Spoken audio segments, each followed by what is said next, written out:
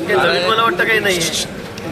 प्रांजल केवळकरांचा जो दुसरा मोबाईल होता तो पण आता म्हणजे काल जप्त केलेला आहे.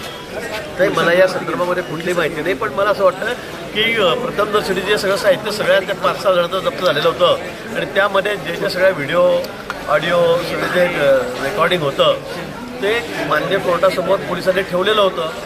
आणि त्यानंतर मला वाटतं आपल्या रुपालीताई चाकणकर यांनी ते प्रेस घेऊन मांडलेलं आहे होतं. काय काय त्यात आहे काय काय नाही त्याची पोलिसांनी त्यांना माहिती दिली आणि त्यांनी मांडलेले होते. त्याच्या व्यतिरिक्त काय असेल तर मला काही माहीत नाही. भाऊ, नाशिकचे पालकमंत्री मी होतोय असं तुम्ही तुमच्या भाषणात परत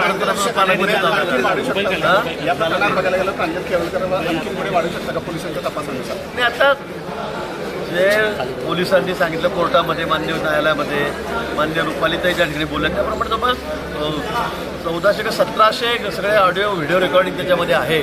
आणि अनेक मुली बिचाऱ्या तरुण मुली ज्या आहेत त्यांना आमिष दाखवून पिक्चरचं पुढे गाण्यांचं जे कोर्टात त्यांनी दिलेलं आहे आपण जे वाचतोय सध्या त्याप्रमाणे इतक्या मुली त्याच्यामध्ये त्यांच्यावर अन्याय झालेला आहे, अत्याचार झालेला आहे. आता त्याचं कोण कोण कंप्लेंट करणार आहे, कोण तक्रार करणार आहे, कोण नाही आज आपण सांगू शकत नाही. पण मला वाटतं 1 का 2 तक्रारी आपणच म्हणता आहात त्या ठिकाणी दाखल झालेल्या आहेत.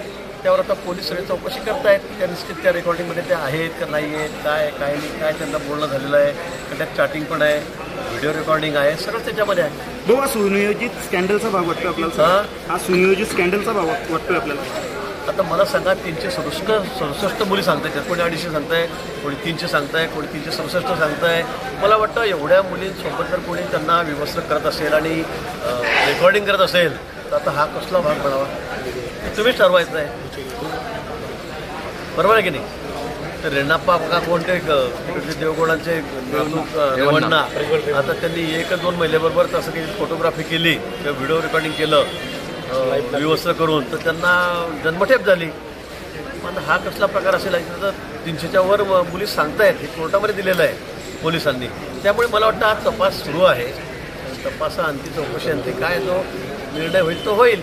आज आपण त्याच्यावर टीका टिप्पणी करणं मला वाटतं की योग्य नाही. भाऊ, तुम्ही यापूर्वी व्यक्त केलं होतं की हे भारतातलं सर्वात मोठं प्रकरण असतं. आता आकडेच तेवढे आलेत ना, 1700 रेकॉर्डिंग आहेत आणि त्याच्यामध्ये वेगवेगळ्या म्हणजे त्यांनी सांगितलं 300च्या वर वेगवेगळ्या मुली आहेत त्याच्यामध्ये 300च्या वर. म्हणजे मग आता हे रेकॉर्ड ब्रेकच कार्यक्रम आहे सगळा हा. तरी पण पोलीस मला वाटतं याबाबत चौकशी करता आहेत. त्याच्यावर आता SIT नेमा म्हणून अशी मागणी करण्यात आलेली आहे ती रुपालीताईंनी केलेली आहे. मुख्यमंत्री महोदय या बाबतीमध्ये गृहमंत्री ते निर्णय घेतील आणि योग्य ती चौकशी निष्पक्षपणे त्या ठिकाणी होईल. एखाद्या